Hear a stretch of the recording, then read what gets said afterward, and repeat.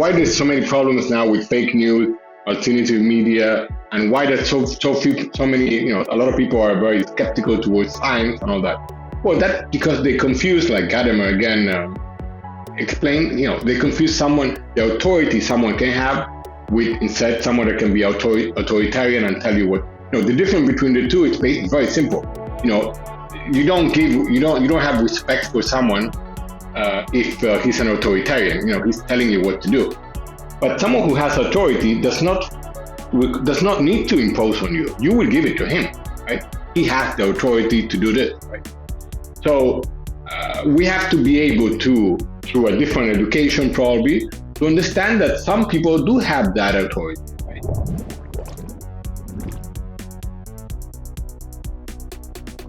Hello and welcome to Chasing Leviathan. I'm your host, PJ Weary, and I'm here today with Dr. Santiago Zabala.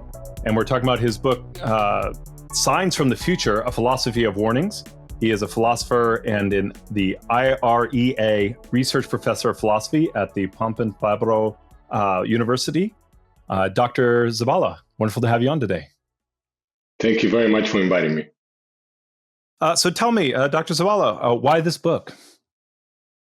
Well, this book is basically like most books, at least I think most books are a consequence or an effect of my previous books. Previous book, at least the past 10 years, my two previous books have dealt with the problem of mostly of emergency, but not in Agamben's meaning of the term. I try to overcome Agamben and the whole state of emergency, a state of exception issue.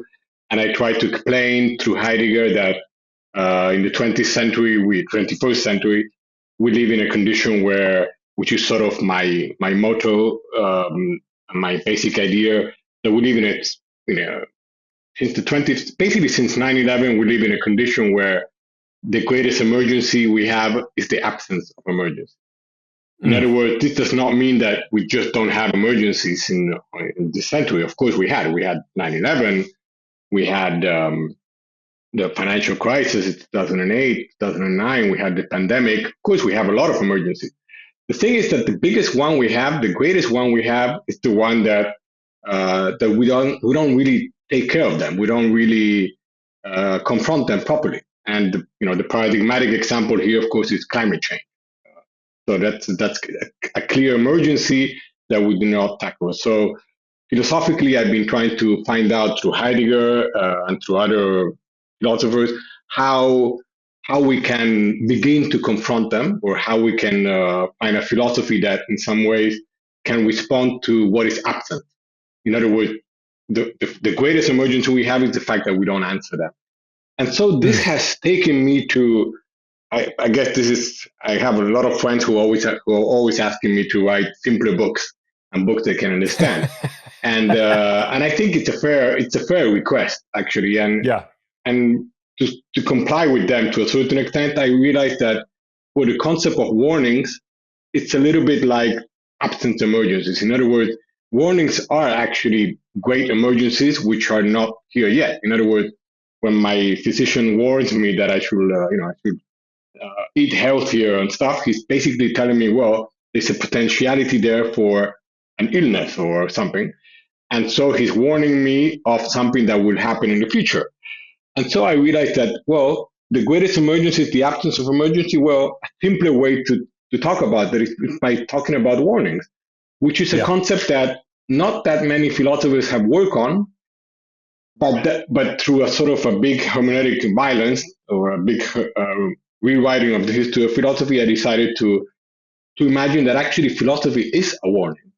And so I tried to develop this in the book through many authors that whoever has the patience to read the book will find out. Yes, thank you. And there's so many threads there I want to pull on. You have the book in 3 parts. And the first part, you have 4 chapters, and it's philosophical warnings. And I feel like you're kind of rewriting that history. You're writing out what it means, we have murdered God, starting kind of like this Nietzschean idea, the banality of evil, Hannah Arendt. Can you talk us through, one, I want to make sure that people buy and read your excellent book. Obviously, since this one's easier to understand too. But what is one way that you've kind of rewritten philosophical history so that we can think about it as a warning rather than just kind of like, oh, this is something I learned? Right. So, well, you mentioned Anna Arendt, which she is the best example I have, actually, because a lot of people have talked about her as a philosopher that has warned us about totalitarianism, about wars, and so forth. And so she is a good example because she hasn't really talked herself about warnings that much, but most of her books are meant to warn us. Now, Yeah. the idea I have here is that if we agree, and this depends on from what philosophical school we come from, but if we agree that philosophy is not a science, it's not a method, and as continental philosophers believe philosophy has more to do with, well, we are engaged in society and the problems we discuss are part of society. In other words, we're not some sort of scientist locked in his laboratory. So if we agree with that, well, and we think about how philosophy normally functions, but I mean, you can read throughout the history of philosophy, it is not that hard to read it as a warning. In other words, when Nietzsche warns us, and it doesn't, it's a warning, it's a threat, debatable, but when he tells us that God is dead and we want many gods to emerge, if you read that sentence that as a sort of as a prediction rather than a warning, and we can discuss the difference later. Well, it is a warning. It is he's really telling us not something that has actually occurred. It's not that Nietzsche really believed that God has died in some moment in history. He doesn't believe that. What he does believe is the idea that of God that we have has actually ended. And if you don't believe that, if you don't accept that, well, he's actually warning us of what might happen if you don't do that.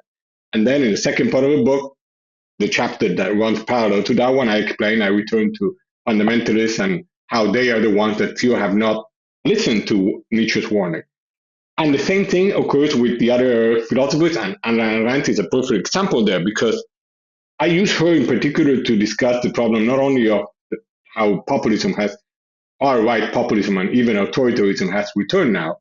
So we did not listen to her warning about that possibility. And she actually even talks about not only that sort of totalitarianism, but she actually warns us of the consequence that would have in the economy. She talks about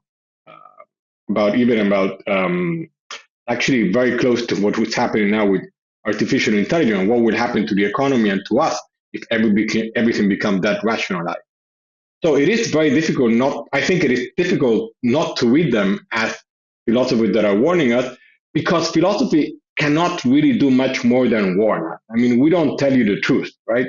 Philosophy deals with, we love to search for truth, but a philosophy that actually tells you the truth, I think it's something that, that's something that maybe for analytic philosophers or very traditional philosophers linked to metaphysics. But for those of us that have tried to overcome metaphysics through Nietzsche, Heidegger, Derrida, etc., well, philosophy cannot really give us the solution, but we can give you the big picture, right? We can offer the big picture, and which is a big picture that is actually lacking now. I think that one of the big problems we have today is not simply that we don't have that many philosophers, but that most philosophers have become experts, right? Specialists in something very particular. And I think the role of the philosopher, of course, we have to study and we have to be expert in something, obviously, but that has to be useful to engage and to propose and to respond to the big problems that we have today. And this is one of the big points of my book, the biggest problem we have today, or let's put it this way, I think philosophy is supposed to ask the right question. We're supposed to find those questions that answers it's for science, but philosophy is supposed to ask the big questions. And the big question today, I think, is why don't we listen to warnings? That's the big issue we have now. And this is a serious problem because we don't listen to warnings. And the problem is that, I mean, if you don't listen to philosophers, it's fine. It's no big deal. Nobody really nobody really listens to us anyway. That's fine. That's fine. I was not prepared for that. Sorry, go ahead. Well, but I do believe that it's not a big deal. Yeah. But let's why don't we listen to scientists? Why don't we listen to climate? I mean, they give us all the data. I mean, it's pretty straightforward. We shouldn't. I mean, it should be quite straightforward. I mean, this is the data. I mean, you really can't. I'm sort of a postmodern philosopher, so I could tell you, well, data. Yeah, but still, let's take the data for the data. We're not doing that. We're not listening to warnings. And so the big problem we have today is that we do not listen to the big warnings we have. I mean, the pandemic. The pandemic was announced for over 25 years, that specific pandemic, and we were not prepared. So this implies that a philosophy of warnings is meant not, I mean, a philosophy of warnings and a true warning is not really meant to, a warning is not meant to have the truth. A warning is more meant to pressure you. That's a big difference. I think that truth is not enough. So when I insist in the book that, and I do this through Greta Thunberg and many other examples, I use it. You know, truth is not enough. We need to be pressured. When your doctor, your physician tells you, you should slow down on the drinking. Well, he's not really telling you. He's telling you what will happen if you don't stop, right? So it's really pressuring you. It's not so much as, and the difference happens when he tells you, or when someone close to you, your brother or your sister or whoever gets sick. That's when one changes, right? One changes when it touches you more at the sentimental level. So it is not a rational issue. It has more to do with feelings, has more to do with social relationships. And this is what I think warnings are interesting, because they sort of tell us the truth, but at the same time request from us a response that is not necessarily based on that truth. So through many philosophers, and maybe too many, I try to justify not only that philosophy is a warning, but that today is the moment we should be focusing on trying to answer and to respond to these warnings, and we're not doing it. We're definitely not doing it for those very simple and straightforward warnings that we have, as the ones coming from climate scientists, et cetera, et cetera. Yeah. If we're thinking about the way you talk about pressure here, would another way, and I just want to make sure that I'm tracking with you, would another way to talk about pressure to say that philosophy should have more of a rhetorical focus?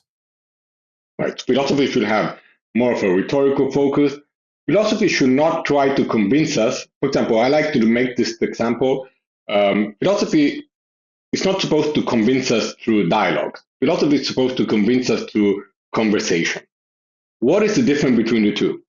Well, if we look carefully, for example, at Hans-Georg Gadamer's Truth and Method, funny stories that he wrote in the book is obviously written in German, and in German he wrote everywhere Gespräch for dialogue. Now, Gespräch in German, in English, it's more like a conversation. It's not really a dialogue. Dialogue in German is dialogue.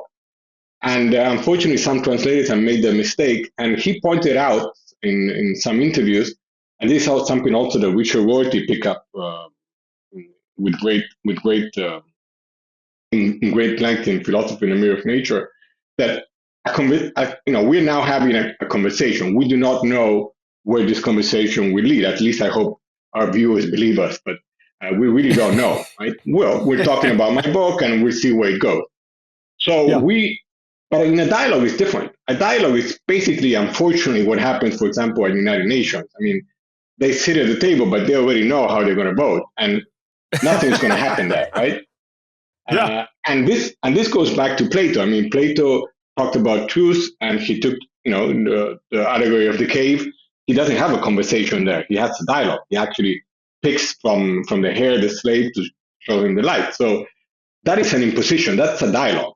A conversation is different. A conversation, we really don't know where we're going to end. And the most interesting thing is that we don't even know whether we're going to be convinced by the other one, right? But it implies the possibility of being convinced. So if you're really open in a conversation, well, you might come out of the conversation changed, right? You might be actually convinced. You might not want to admit it at the end, but you will be convinced, right? So this difference happens also in the big difference I make in the book between warnings and predictions, right? So Yeah. prediction have to do with futurology. They tell you tomorrow it's going to rain. That's it. Or or tomorrow, you're going to get surgery, and there isn't much you can do about it, right? So you sort of block there. But a warning is different. A warning is not really meant to change the future as much as to change the present. In other words, to create an alteration of the present situation. So when climate scientists are warning us, or at least when they used to, because I think now it's kind of late, but at least 20 years ago, they were telling us, if you change now your habits, right, we change now the whole organization of our society, we have a chance to have a different future. Right? But warnings are meant to change the present, not to change the future. This is the big thing. So the pressure here revolves around the idea that maybe philosophy should be a philosophy like I pretend. I try to set up here a philosophy of warning, which is meant to pressure us, and this pressure can take place through different forms, through art, for example, through politics, also through philosophy. It depends what sort of philosophy we're dealing with, right? So I think art here can have a very big impact, right? But not only art, also the simple issue of, for example, learning to listen properly, because we don't really listen that much anymore, right? There's a lot of hearing going around, right? So artificial intelligence is more about hearing, right? Repeating many times. But the listening, which implies also a responsibility, right? That you're actually listening and comprehending, that's something that doesn't happen so much. And I think that we need to find new methods to return to listen properly. And it is interesting that during my research, I found this professor of medicine at Columbia University, Rita Charcon, and she had set up now for 20 years this new discipline called narrative medicine, where they practice and they teach young students to listen to their patient. Right? Often we find ourselves going to our physicians, and you really don't have a feeling that is actually listening to how you're feeling, right? So, and listening is part of healing also. You can't really heal unless they really listen to you, right? And so this is another concept from the book, which I think it's very important to emphasize. And when you talk about the healing part, and there's numerous things I want to jump on as you were talking there, but just to piggyback off what you just said at the end there, when you're talking about healing and listening, there was always this idea of the bedside manner, but in some ways that kind of became almost an emotional, almost pill type of thing. It's like, you just need to have a gentle manner, a kind manner. But there wasn't that engagement, that responsibility, even as you said with Gadamer, that openness. Am I understanding correctly why, bedside manner should have the listening in it, but the reason we had to start using things like narrative medicine or listening in medicine is because bedside manner became a checklist, right? I think that's a lot of what's going on with medicine. Am I tracking with you there? Let's put it this way, and also to expand my response. There is listening, and there is also radical listening. And what will radical listening imply? Radical listening implies that most of all, you have to listen to what the other one is not telling you. I mean, a good physician has to be very careful also often someone might, I know it happens to me that you go to a physician and you don't really want to tell him everything because he would give you a shot or whatever, right? So the question here, this is actually how psychoanalysis works. It would be very difficult for a psychiatrist or psychologist not to listen properly, right? Most of his job is basically to listen to you. I think this is something that is related in some way. Here I'm going to stretch a little bit my answer, but this is related. Yeah. My book really goes completely against the idea of trigger warning, which is something that is very popular now everywhere. Not because I want to. I don't want my. I have a problem with trigger warnings, and sometimes I even use it myself in class when I teach. Sometimes I try not to, but the problem here is that warnings. What are warnings really meant to do? Are they meant to rescue us from an emergency or rescue us into an emergency? Right. There's a big difference between the two, right? And I think that warnings are meant to rescue us into an emergency because if we really want to have some sort of salvation, like Hölderlin used to say, where danger grows, salvation grows. Well, yeah, we're supposed to get closer to that warning, to that danger of the warning, right? And one way we can get closer to that is if philosophy, if art, science, they rescue us into the warning, not away from the warning. In other words, of course, trigger warnings goes precisely the opposite direction. And Yeah. so my concern here is that, well, philosophy is supposed to rescue us into the warning that we're not listening to. Now, in order to do that, we have to take into consideration that, for example, um, uh, the way we teach, the way our education works in general, because a lot of people have, for example, I mean, I remember the first at the beginning, Greta Thunberg, when she didn't go to school and she started her strikes and all that, a lot of people, a lot of conservative probably, they were telling her, you have to go to school, you're supposed to go to school, whatever.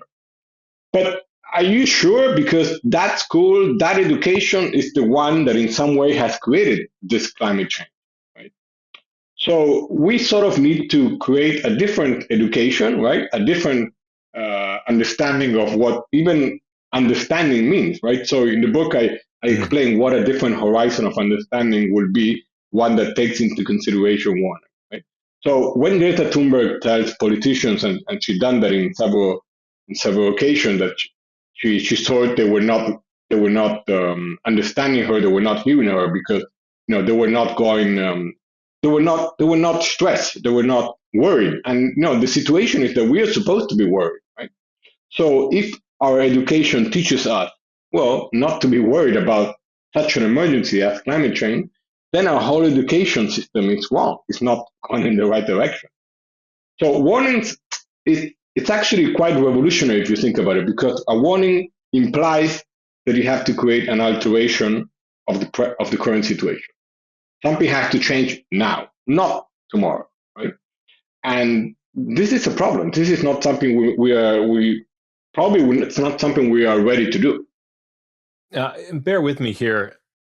When you're talking about that radical listening, not only listening to what someone's saying, but listening to what someone is not saying, if we translate that from hearing to sight, I think we could use Gadamer's. We can return to Gadamer's metaphor here of the fusion of horizons, that it's not the fusion of perspectives. It's allowing us to have common action because one person is seeing the same thing from a different angle. And so they're listening to the other person so that they can then share, oh, actually, this is what I see. And with that combined knowledge, they can solve the problem together. Is that a Right. The thing is here, Gadamer, you're right to bring him in, because Gadamer has this notion that, if you understand at all, you must have understand differently, right? Yeah. We have to understand differently in order to understand. If we all understand the same way, like artificial intelligence, then nobody understands anything. I mean, we just see the same thing. So there won't be a conversation, there won't be an alteration, and there won't be progress either. So the problem here is that how do we understand all differently? How does it work in order for us to understand differently? And even simple things like data, scientific data, which, scientific data, in a way, it is useless, right? It's useless because once you know it, it doesn't really go you can't really do much without it, right? That's why Bruno Latour, which is a philosopher that when we had the pandemic, I remember that his first article in The Guardian was, this pandemic is a warning. He actually wrote an article with that title because, and in that article, he explained that, well, data has a certain, data without institutions, without universities, without conversation, without people reading it as a society, it collapses. It doesn't work, right? So understanding implies that we understand together, all in a different way. And precisely that difference is what's going to constitute probably an awareness that allows us in some way to engage in a conversation. The fact is that we're not having a conversation about climate change. This is the point. We might have a summit every year, but we know how that ends, right? So the issue here is that we're not listening to warnings. Warnings in themselves, also there's a problem, there's a semantical issue here, because warnings as opposed to predictions, they sound weak, right? A warning, this will probably happen. If this doesn't happen, you have a possibility not to act, which is what happens most, or to get engaged in the warning. Either way, it is curious that it's very difficult to open any web page, any newspapers today, and not see the word warning in it, right? Warnings are everywhere, right? Everywhere. And we hardly listen to them. Well, is warning without openness to hear the warning, does that make warning into just theater? A warning without? Warning without openness. So you have someone, right. I mean, I think like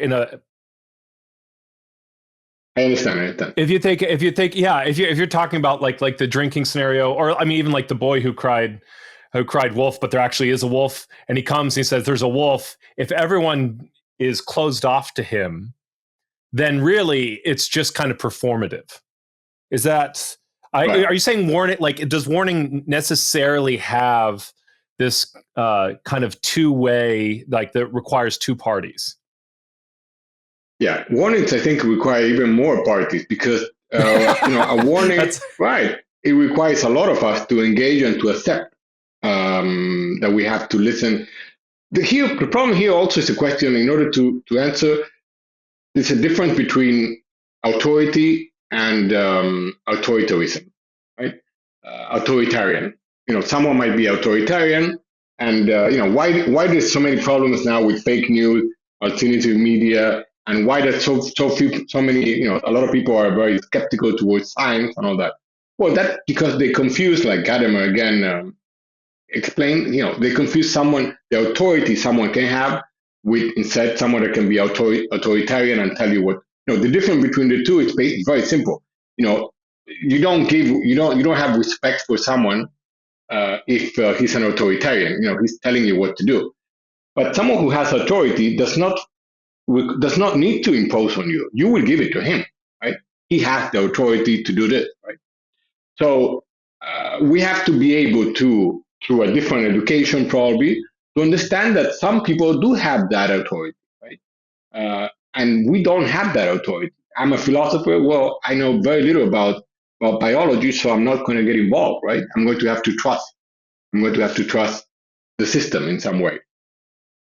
So how are we going to do that? Well, we're going to do that through a more conversationalist society education, and also a more conversationalist philosophy also. Richard Rorty suggested at the end of one of his last writing that in order to overcome the continental analytic division, what we needed is a more conversationalist philosophy. I think that's something that is worthwhile to think about. Well, I'm on board with that. I mean, that's the whole point of this podcast. So, well, yeah, that's the whole point, right? The whole point here is that viewers have the opportunity to listen to different point of views, right? And and engage with each one of them. You can only do that when you have a podcast like this, or some good course or MA that is actually worthwhile paying for, right? Oh, yeah. Well, and this is where I think some of the older academic institutions, maybe institutions that the practices of like open forums and debates are important, right? So that people can work through things. And I think that there's a difference there between that and I see you talk about metadata, and you talk about dialogues or impositions where the ending is fixed. And when your algorithm is constantly feeding you the same side all the time, then the ending is always fixed, right? Versus hopefully what you have in academics is that openness. Right. Unfortunately, universities now, I make a distinction in the university about there's a difference between being in university, but being with a capital B that deals with existence and your existence, and being in university with a small b that it would be sort of you're just just enrolled, you're just going through that, right? There's a very big difference how I always make this very clear for my students. I have this paper I wrote called Being in the University, where I tell them that, well, I hope, philosophy students, most of the time they are there and they already know that they are there for an existential choice, basically. It's not, I don't think anybody comes to make money there. I mean, that's not going to happen. That's not going to happen. But Gadamer had this funny story that I think I tell a story in the book, that when he was teaching in the 80s in Boston College, some student went up to him and told him, you teaching this famous seminar on Plato? And Gadamer said, yeah, sure, you should come. And he said, no, I can't come because I already took Plato. Okay, so that's the difference, right? Now, the experience of listening to Gadamer discussing Plato is not something you can repeat, right? It's different every time, right? Now, this logic of being different every time, that's what is vital here. In other words, what I try to do in my classes, and I probably don't achieve this, but I ask them to try to do this. Let's do a different course every year, a different class every Tuesday.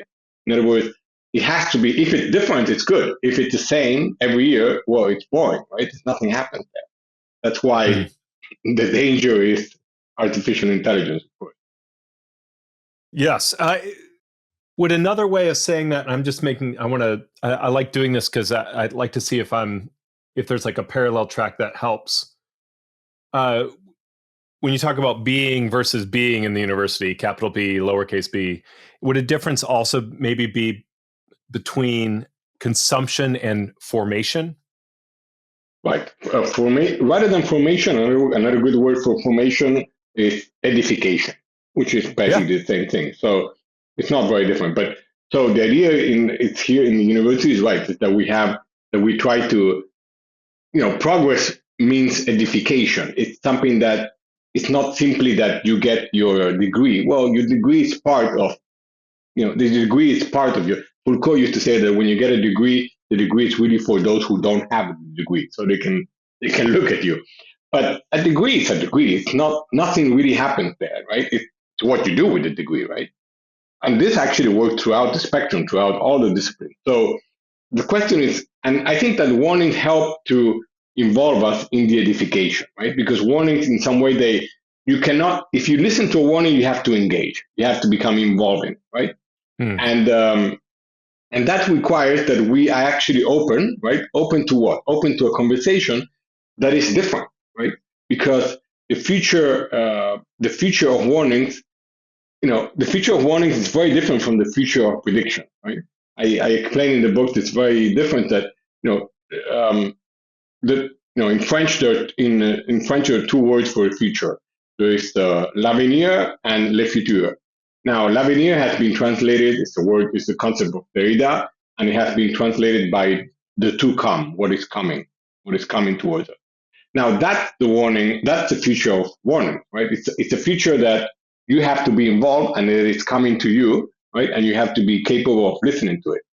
Inside, the future of prediction is basically it's actually the future, what will happen. You really can't do it. You even don't have to do anything, right? You just let everything work. Now, what we are interested in is in the future of l'avenir, of the future that is coming towards us. It's like when you get, I hope to find love, so I'm going to go on Bumble or one of these apps, and I'm going to find love there. Well, let's see. But even there, right? Well, you have to listen, right? You have to check whether this is actually going to work, right? You have to. So love, philosophy, ethics.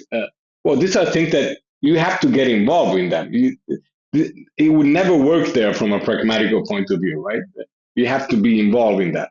And I think that thinking in terms of warning can help us imagine also from a political point of view, and this normally when I get in trouble, but what does a politics of warnings look like? Because it's very, very difficult today for a politician anywhere, okay, to imagine, I'm going to have a plan for the next 20 years. Right?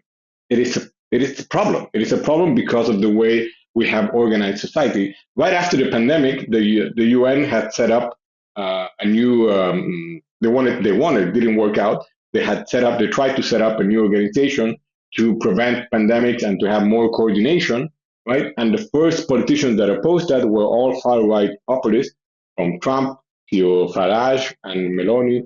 They immediately opposed that. Why? Because far right populists, they think in terms of very short, maybe a year, 2 years, not more, maybe a week, right? And today we need we need a politics of warning, a politic that foresees, that is prepared, right, to when something happens. The more we're prepared. I mean, all the cuts that Trump has been doing this past year, they are very much specifically against warnings, right? They all have to do with there are too many guarantees there. There are too many. Well, those guarantees are the one we should be financing more, not less, right? That's why, of course, he's cutting so much stuff in the university and in the humanities in particular. And there's this really interesting thing. I had kind of this picture in my head, and it's interesting to see it play out at a global stage, like you're mentioning. If someone warns that an emergency is coming, let's say even at a small of like, hey, there's a flash flood, and some people listen and they work together, but other people look and you can tell they understand, but they turn away. It divides the community, which is exactly what, I mean, one of the things that we're all talking about, the dropping of guarantees, all this kind of stuff, is that the political world is splintering. And it's really, this is a really fascinating way to think about it. It's because of what warnings demand and the deciding to ignore those demands. Right. The problem here is that the question, the issue, the problem of warning is not what sort of future we're going to have. It's really more at this point whether we're going to have a future at all. Yeah. Because I mean, from a point of view of climate change, it's pretty clear that we are really in a very bad situation now. I mean, I looked at I think it works very well, but the Netflix movie with Leonardo DiCaprio, Don't Look Up, that was a good example for warnings, right? So It is clearly coming down. Nobody cares. There's no warning that works, right? And at the end, everything breaks out. Now, sounds a little bit pity. I mean, it's quite sad actually that we have so much problem in believing in this simple data, which is very, very poor. I mean, from a theoretical point of view, I mean, data is very simple. I mean, so which ways do we have to start to listen to warning? Now, in the book, I try to explain that. I suggest, because I don't know whether this is the right way or the right solution. I have no idea. I have a feeling that in general, art can give us a different response. In general, not only art, even some activists, like we mentioned before, Greta Thunberg. I mean, why do most people know who Greta Thunberg is and nobody knows who Stanley Hansen is? Stanley Hansen is one of the most important, one of the first climate change scientists that, he explained all the stuff back in the, I think, 70s. So, but we all know Greta Thunberg. How come?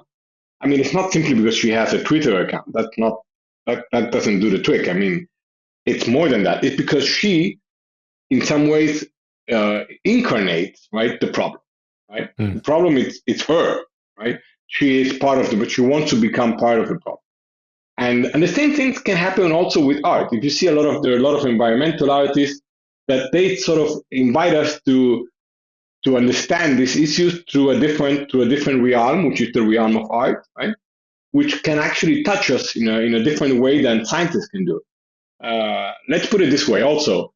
We're not in this mess from a climate change point of view because of a few postmodern philosophers. It's not It's not Lyotard, Battimo, or Derrida's fault. I mean, if it's someone's fault, it's because, well, we are not capable as a society to listen to simple warning. It's very simple. Yeah. The problem here is that we can find different ways to listen to warning. For example, if there are not only artists, but there are also there are a lot of series that all the movies we have that in some ways they want to warn us, they are part of the solution, I think. I am very skeptical at this point that even philosophy can be very useful here. Philosophy could be useful at least to help situate the conversation. But more important than that is that we all become in some way activists, because an activist does listen to warnings. Otherwise, he wouldn't be an activist. So the book tries to come up with this idea of a philosophy of warnings, a philosophy that tries to rescue us into the emergencies we have. And it does this by emphasizing the problem of listening, by also emphasizing the problem of interpretation, because when we interpret data, right, there's a whole issue here, and I've been raised in hermeneutic philosophy, so that's basically what I do. But interpretation here, it's very important because when we interpret the data, we're not describing the data. We have, if you describe the data, well, we're not going to go very far. But when we interpret the data, whatever data it is, we are involved in that in that data, right? The data actually become ours in some way. So the goal here, warnings request our interpretation to change the present now. And sometimes it happens, sometimes it doesn't. The pandemic was a very good example that we did not listen to warning. They were there for a very long time, and a pandemic will return. At this point, we shouldn't be that surprised. We should be prepared. But how are we going to be prepared? For example, I obviously know a little bit about the big things that would happen. For example, a big blackout online in Spain. Actually, we had a one-day blackout a few months ago, and that's something that it could happen again. It could happen somewhere else. Yeah. But not only that. For example, I think the big resistance we have now to antibiotics, that's something that is going to be a very big deal. So, very, very big deal. And so it is important to listen to those warnings, to have faith in those, and to most of all because warnings will work in particular if we manage to maintain public institutions alive, right? The guarantee we have of who we listen to really comes from that institutions we have. So a very important philosopher here is Cornelius Castoriadis, that he works on all the issues of institutions and trust. And well, he said that a society only works if there are actual institutions that hold society together, right? So institutions are part of the solution, I think, right? So it's more government, not less government. Yeah. I'm curious, as you talk here about danger leading to salvation, the need for activism, is there it seems almost like a parallel structure to, in theology, confession and repentance? Mm-hmm. Yeah. Is that a fair comparison? Yeah, I think so. It's a fair comparison. I think that the problem here is it's always that it sounds like warnings deal with something that will happen later on, but they're actually meant for today. They're meant for right now. They're not meant for tomorrow, right? None of them are, because the idea is to change the present today, to pressure you to change the present today, because most likely that will happen. So this is the important thing there. So when Heidegger he warned us back in the 50s that science doesn't think, which is one of the chapters of my book, he was really warning us of precisely the fact that artificial intelligence does not think; it calculates. Right? It calculates very, very well, right? And he was warning us, because if we didn't listen to that, right, we're going to let in some way the calculation take over, and this is precisely what is happening now. Right? Yeah, calculation is taking over, right, and a lot of people are losing their jobs, and And it doesn't really even make a lot of sense because, people don't have jobs, then you won't have a society. So it's not, it doesn't really make sense. So I think that there's a problem here also of whether we are prepared to listen to one. This is why the question of education that we mentioned before, formation, like you said, or edification, is vital here. Right? Uh, I think that it's primary school, middle school, all that stuff. It's vital. It's much more important, I think, than what comes afterwards in some way. Yeah. I think that's where the true change can happen in some way, rather than at the university. Yeah, I mean, I had Dr. Jennifer Hurt on, and we talked about formation and edification. But your continued use of Gadamer, I think like the German word Bildung is really like what we're looking for there, right? Is that with? Right. We're looking for a formation that, first of all, has no end. Right. It doesn't stop. It never stops. Right. So it is a little bit. It's like the opposite of a classic. Gadamer also explained what is a classic. Well, a classic is a classic not because of the origin where it comes from, but because it continues to have effects. Right? It continues to work regardless of the time that passes. Still, we still like to listen to it, listen or read or whatever. So edification should be the same thing. It's never really end. It's a little bit even like therapy. A good therapy doesn't really end. You keep on. You probably your psychiatrist dies at a certain point, and you find a new one, and you keep on working on the same problem, right? But you never these problems. It's like secularization. You never let it. God is always there in some way, but it becomes weaker, right? So there's an edification there, and we have to be capable of accepting, right, the fact that, well, we're never done, right? We're never done with education, which is a problem in our capitalistic society. Right. Well, that's a consumption idea, right? It's like, end of the transaction, I have the thing now. That goes back to your story about Gadamer and Plato. It's right. Oh, I can't take that again. I've already done Plato, right? Plato is over. You've mentioned AI a couple times, and you had a very small little mention about the loss of jobs and that sort of thing. But that's a big part, this idea of calculation taking over. What is the danger you particularly see from AI, and that you are addressing? What is the warning you have about AI? Right. Well, in the book, the warning comes from Heidegger, that he was telling us, we should be worried. We shouldn't let science take over. Now AI is a very good example, and I think Thompson, that you recently had here on your podcast, he has a book on Heidegger and AI, which I just read, which is an excellent book. But the problem is that we, in some way, like Heidegger said, the atomic bomb has already exploded. It's already too late in some way, right? Yeah. And so if it's already too late, that's why Heidegger talks about, what sort of other beginning can we envision? What sort of philosophy can we envision for this age? Let's call it age of artificial intelligence.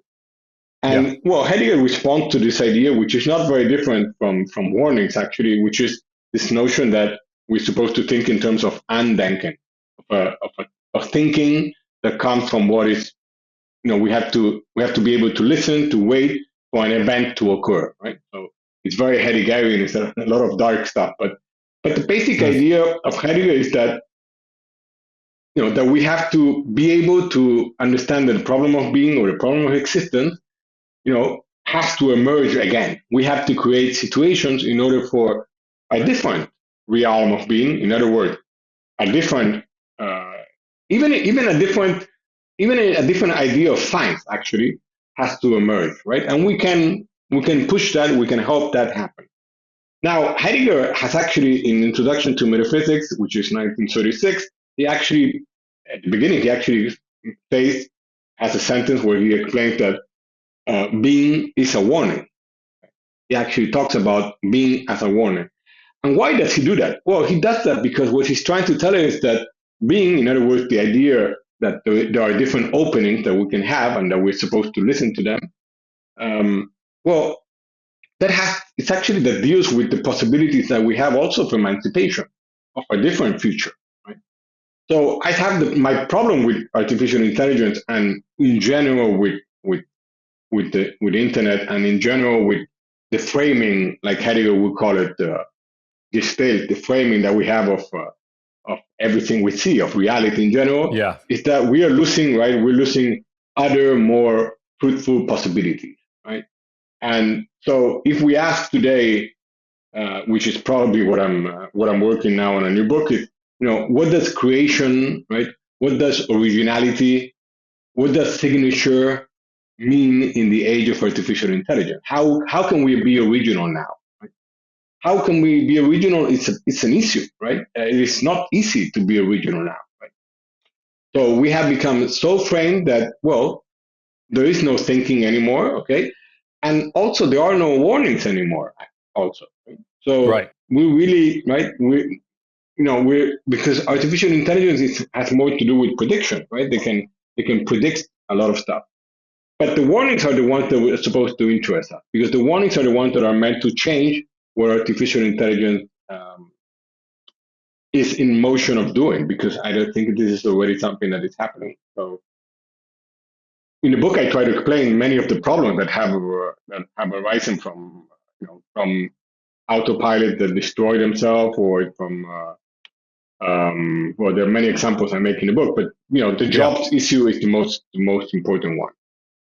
Well, I love again, people should just buy and read your excellent book. That's the real answer. But you have the banality of evil, and I think it's reflected in we kill people based on metadata, right? Rather than wisdom, it's statistical analysis, right? That's kind of how, and so which just reeks of Adolf Eichmann, right? Just like, well, the statistics said, and it's like, that's not a justification for cutting anybody off.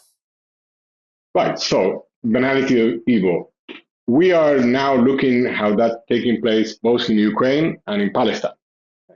We have a clear example here of banality of evil in motion right now. Okay. And, this is a problem, right? It's a problem, and it's also something that, the fact that it has become so automatic that it has, that there is, well, they're basically sending drones and stuff. They don't even have to go to war anymore. Well, this is an indication that we have stopped thinking, right? That we have stopped thinking, and that not only that evil has become banal, but that we have become banal also, right? It doesn't really, right? And so I think this is a very big problem that we have, but not only from these two wars. Well, one of them is a genocide. There's no doubt about it. And the problem here is that, how are we going to? I mean, I live in Spain, not that far from both of these conflicts, and it's very difficult for me to become involved, for peace. Let's put it this way. And the fact that it is difficult for me even to send money or to help me and many other people, everybody actually, it's an indication of this banality of evil, right? So it's basically like artificial intelligence. You just can't do anything against it, right? So when Heidegger talks about being in a gestalt, in a situation where we are so framed that nothing really happened, this is what I was talking about at the beginning of our conversation, right? I mentioned that most of my research stems from this idea that the greatest emergency is the absence of emergency. That's right. It seems like that's not an emergency, right? And both of those wars or conflict, they are emergencies, right? And we cannot in some way engage with them. So in some way they are absent. So this is a problem. So Anna Arendt, of course, she was, we wouldn't even need to imagine what she would be saying about both of these conflicts. Right? It's pretty clear. So she is one of the authors, but of course there's also Simone de Beauvoir, which because I try to, Heidegger for science, Nietzsche for God, and Arendt for totalitarianism, but I also use Simone de Beauvoir, which I think is a philosopher that we should be reading. I think one of the best experiences of writing this book was rereading her work, because I mean, this is a philosopher that has really anticipated all Butler and all this, all philosopher, the gender philosopher. I mean, she's an amazing philosopher, and I think that she's a very good. Her warning that one has to become a woman. That's actually a warning, because it's also an invitation, right? Today to to be yourself in some way. And so I think it's important to. I mean, we can get a lot out from these classics if we read them in terms of warnings. What were they really telling us about? What were they warning us about something? And if you look carefully, most philosophers are, right? They're not really telling us the truth. They're actually telling us more than the truth. I mean, if they would be telling us the truth, that wouldn't be that interesting. I think it's important to remember here that Richard Rorty actually warned in 1996 of Donald Trump becoming president in Achieving Our Country, which is one of those warnings by philosophers that actually turn out to be true. Yeah.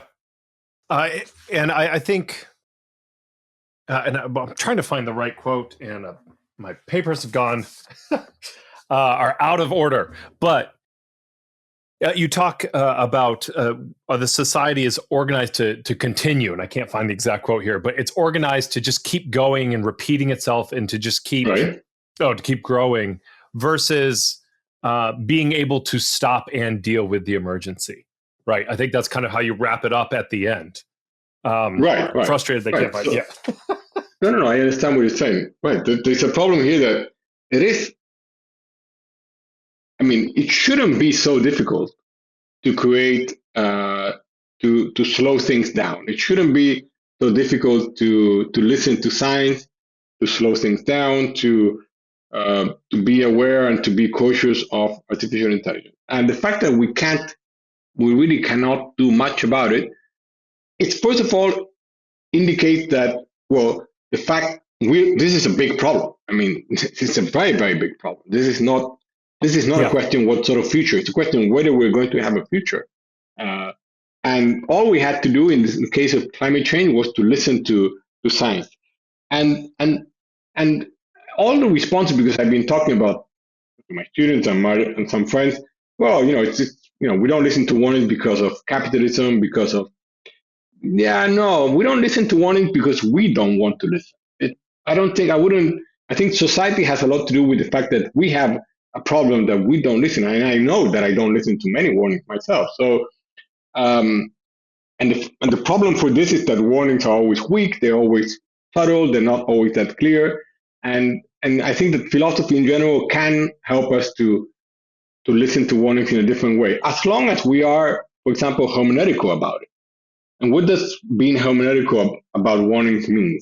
Well, it means that we have to understand them in a different way, right? That we have to understand them in such a way that we not only become involved, but we become involved together.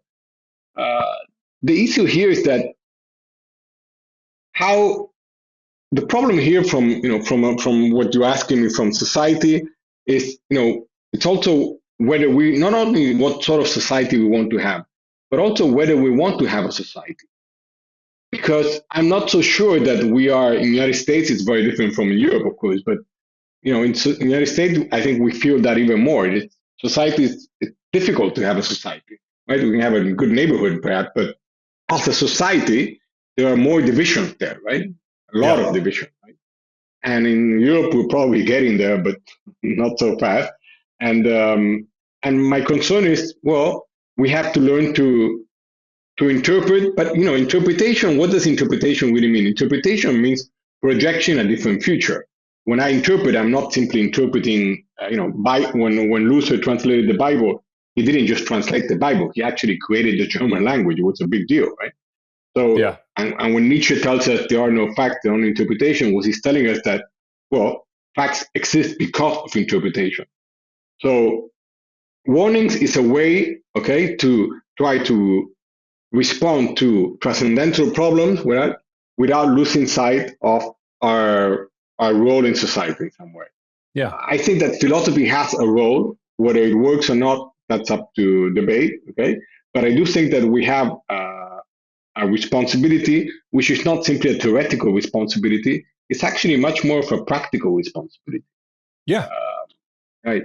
So, yeah, to push it a little bit, Heidegger did not overcome and create the destructive metaphysics, which Derrida afterwards went further and deconstructed metaphysics.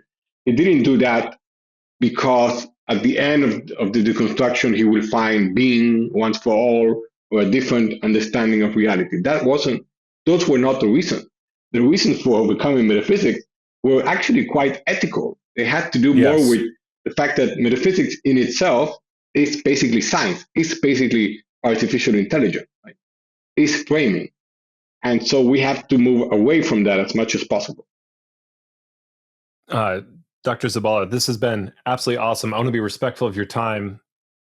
And I think after everything you just said, I think this is a great ending question. For someone who has listened to this podcast, besides buying and reading your book, what is something that you would tell them to think about or to even do? What is something practical that they can do over the next week in response to what we have talked about today? Right. First of all, I think you can also find the book in libraries, in university libraries. So you can buy it or you can find it there. But well, I think the book will invite you to think in terms. I hope that the first thing we do is invite others to listen to warnings, and most of all to decide which warning to listen to. It's very difficult to tell you, you should listen to this scientist or this government or this. That's not something that easy to do. But we can do research, right? We can check. We can see who has more the authority for us to listen to them, right? And that authority can be what the sort of credential the person has, or the scientist has, or even the politician has. But probably the more credential it has, the more institutions, public institutions it has around it, the more we can listen to that warning, right? And most of all, to think that whatever one is engaged, whether it's environmental, political, or whatever, I think it's very important to think in terms of warning that it is something for me to do today, not tomorrow. A warning is about what I can do today and to listen to it. And to listen to it as a community, not so much as an individual. Great answer. I love the sense of urgency. Dr. Zabala, been a real joy to have you on today. Thank you. And thank you very much. Gave me a lot of things to think about. I'm going to take a lot of notes. Have a good day. Thank you for having me. Thank you.